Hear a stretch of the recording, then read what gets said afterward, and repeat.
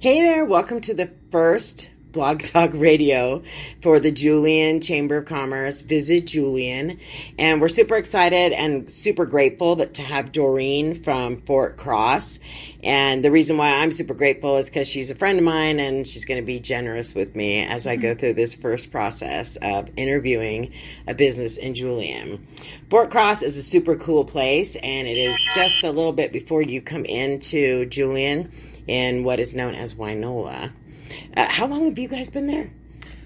We lived there almost 6 years. I think this spring will be the 5 or 6 year anniversary of being open, when we kick off our Lilac Festival this year. That's funny because I've been here a long time, and it feels like you've been here longer than that. Really? Yeah, it's just, and that's a cool thing because for me, it says you're part of the community, like you're a staple for me. Yeah, I feel like, yeah, cool.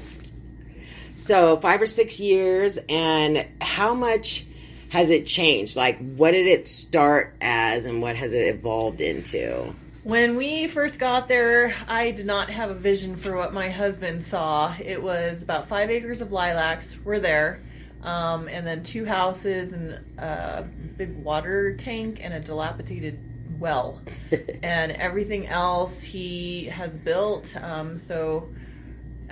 you'd have to see it to believe it, but he's put so much into it.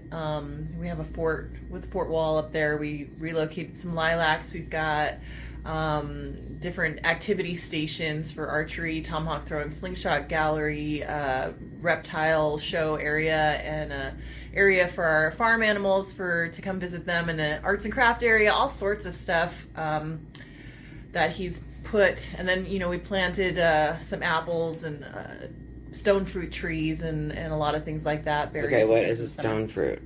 Stone fruit is like the pit inside. So a peach tree or apricot, a cherry tree, anything that has like a stone pit, rock hard. See, education in this interview, because I had no idea what I was like, I've never eaten a stone fruit. Oh yeah, I guess I have eaten a stone fruit. So how long before those are going to be, what's the word, ripe or ready? Or? We actually had some fruit on it last year and the year before, but we've been trying to prune them off to get a better, fruiting. I think hopefully this year we'll have some. It always depends on what the weather does with agriculture. It's always pretty tricky and nerve-wracking when you're trying to run a business. I know, because it's like you try to make plans and then Mother Nature goes, oh, excuse me, did you have plans? You can postpone that event by 3 weeks. Right? Because nothing's ready. Your lilac panics every year.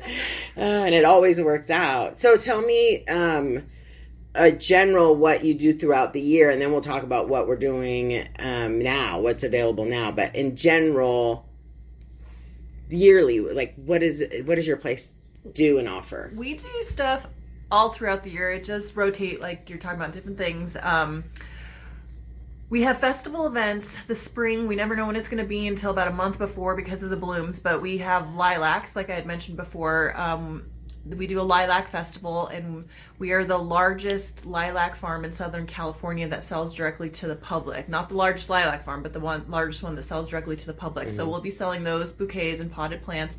We also, in our lilac festival, will have a lot of activities. The ones I mentioned before: archery, tomahawk throwing, slingshot gallery, petting zoo, reptile show, hay rides, hoedowns, candle dipping, some sort of art craft, usually vase painting, flower vase painting in the spring there. And then in the fall, we do our autumn jubilee, usually weekends in October, the last couple weekends in September, and that'll have a lot of the same activities plus cider pressing, just more of a fall theme. And then Thanksgiving. Hayride, right? Yeah, the hayride, yeah. Thanksgiving weekend is the holiday hayride, so that's more of a Christmas theme with a lot of the same type of activities, but, obviously we're not doing spring craft. We're going to be doing ornament making and things like that. So on other weekends that are not those special seasonal weekends, we'll have our farm tour adventures Saturdays and Sundays. You do have to pre-purchase the tickets through the website because we have limited tickets availability for those, and that is a 2-hour farm tour adventure that includes archery, tomahawk throwing, slingshot gallery, petting zoo, and reptile show. I keep saying that so everyone will remember. It's fine, and you're welcome to say it a little slower. So sorry. Archery, tomahawk throwing, Slingshot Gallery. Gallery. Well, Gallery. I called it a slingshot range for a little bit, but then people thought I was sending people out to shoot at each other, and you're not doing that. You're standing behind this area and shooting at a ghost town facade. Got it. With slingshots and paintballs, so you're not shooting at each other. And then you spend an hour in that area with the archery, tomahawk throwing, and slingshots, and then you go and spend another hour with the animals and reptiles, and some time to wander around and go to the playground, tire swings, and just explore the walking trails. We also do living history field trips throughout the year. So we get a lot of homeschool groups and Girl Scouts, Boy Scouts, public schools, private schools, all sorts of things like that, birthday parties.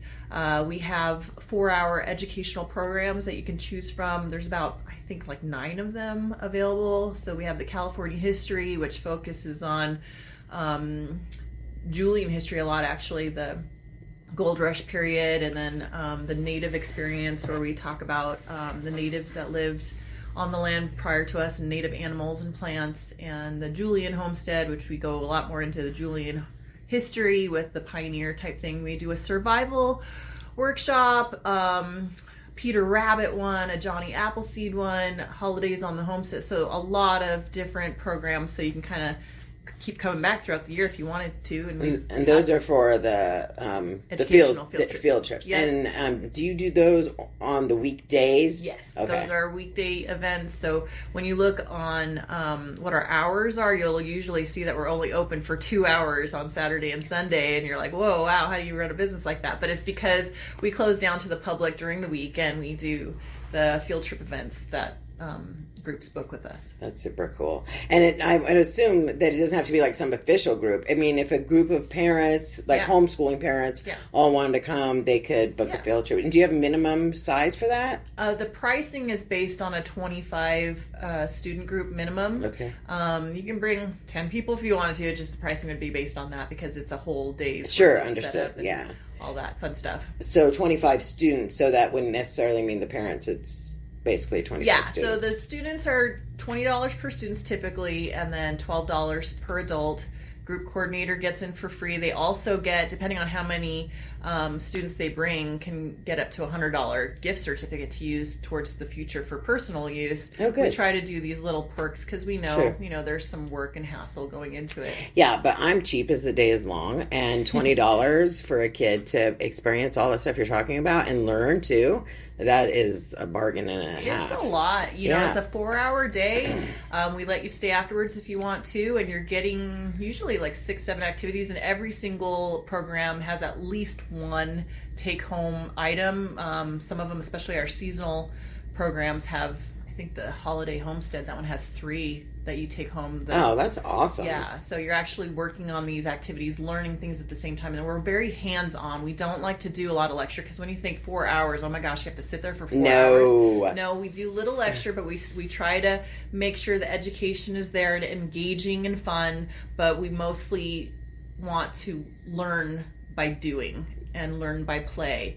My husband is a dance caller, so he does the old-time Hoedown shindigs. Mm-hmm. He'll teach about dance etiquette, what was proper back then, and then we'll start doing the dances, and everybody gets to know each other and has a lot of fun. And a lot of people are like, I don't want to dance. That's I know, but then I think anybody that doesn't dance would feel very regretful, because I've been to, I think, at least more than one Hoedown, a couple of them.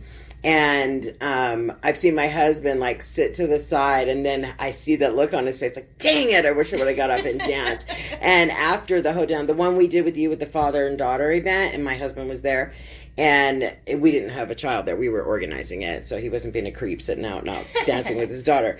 But he just couldn't stop talking about, oh, really? Oh my gosh, it was because he has a daughter. She's obviously an adult now, but he just could see the sentimentality of it and the connection between the father and the daughter. So that's the case, I imagine, with any groups that come. So it's not specific only to father-daughter things. I'm not trying to like push that, but he just really saw it from an outside. I was in there with you, so it was cool to hear someone talk about how wonderful the Hoedown was. Oh, yeah. It was pretty cool. Yeah, we get some groups, and you get these big burly guys, a lot of these young, like tough-looking guys, and then somehow my husband wrangles them into participating and usually guilts them because we can't do this with just the kids. We need adults to help. Right. So at the end, when I ask people when they're leaving, like, hey, what was your favorite part? Oh, that Hoedown was so fun. Exactly. And it's really surprising because it sounds, like a little, I don't know. But hokey, but it isn't. It's a lot of fun. fun. And then if you really don't want to do it, we have these jug band instruments that you could play,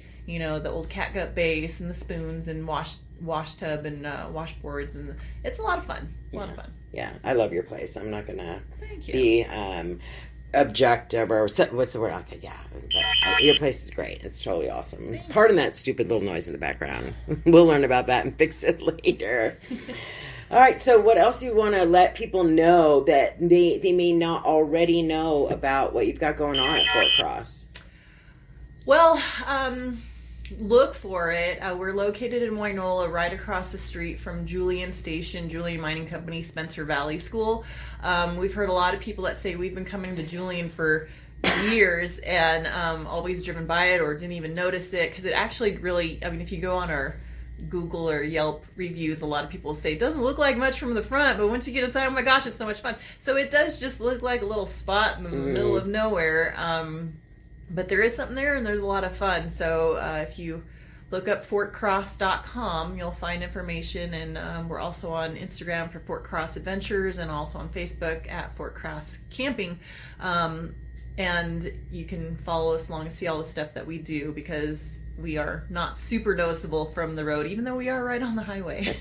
It's a great thing, I think, when people come up to Julian with their kids and they're like, what is there to do that's family friendly? Yeah. Wainola, I think, is a very up and coming area for things to do. There's a lot of great things in town, shopping and restaurants and really great nature things to do. Like hiking is a wonderful destination for Julian to do that. But if you want things, for your kids to do instead of dragging them around in the shops, which is fun for me. Sure. Just to actually get them engaged and have a nice nap in the car on the way home. Right. Bring them out to Wainola, and we'll get them busy. The other cool thing for parents, if you think about it, is you're right across the street from Julian Station, and inside Julian Station, some cool stuff for kids. But there's also a wine tasting room, a cider tasting room, and the tap room for beer, the cooler. So they can get the kids all entertained and stuff, and then just literally go across the street. There's still a few things for the kids to do inside, and they could have a nice refreshing beer after that, which they'll deserve for letting the kids run around and be crazy. Yeah. So our farm tour adventures currently are 1 to 3. So you check in at 12:50. Activities start at 1 and end at 3, and then we let you run around for a little bit as well. So, plan for lunch. There's a few places to eat around us. Jeremy's on the Hill, Wainola Pizza, California Mountain Bakery are right within walking distance, I think, and Mom's Pies. And you can even plan your whole day around that. Can they bring a picnic to your place? Oh, yeah. If they let me know ahead of time that, hey, we've got a picnic, I'll even open the doors if they purchase tickets, and they're going to be there anyway. I'll let them come in and enjoy. We have picnic tables across, or if you wanted to bring a blanket, there's plenty of places to sit. It's a 12-acre farm we have. The front acreage is mostly where people go, but definitely, I love it when people come and picnic and enjoy the place. Yeah, picnics are so sweet. And I think that that's part of what makes Julian special, is that there's those kinds of things. Not that you can't have a picnic down the hill, but when you come up here, you get that whole package of experience. The stuff you're talking about, the farm animals. I know you have that most adorable pig that's in your little space. Yeah, Olivia. Yeah, she's super cute. So, they get that experience and then a picnic. So it's like the whole package of a day that you really can't get anywhere else within that short driving distance from San Diego. Yeah, right? You could totally spend a weekend. There's plenty of stuff to do. You stay the night and you get to come up to Julian because you don't want to miss that, but then you could also easily spend a whole day in the Wainola area doing things as well. Yeah, for sure. So once again, for those who might not have caught it, and I'll put it in the description of the show as well, but what is your website?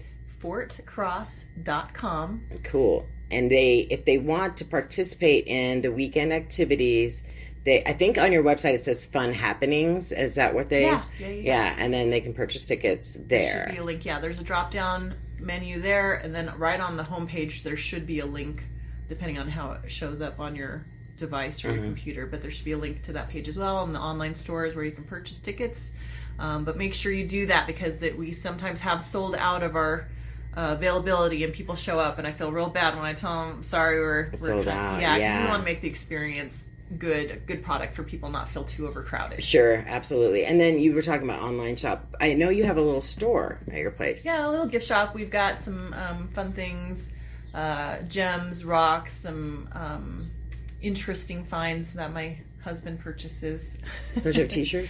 Yeah, we have t-shirts too, and little knickknacks. I was actually in the middle of taking out all the holiday stuff in transition right now, so I should know exactly what's in there, but my brain's a little scrambled right now. But yeah, it's fun. So when you come on your field trip, bring some money and get a little souvenir. Very cool. So again, Doreen from FortCross.com and Fort Cross Adventures in Wynola, which is basically just on the outskirts of Julian. And thanks so much for interviewing with me. You're welcome. Thanks for having me. Getting my feet wet, getting our feet wet. Awesome.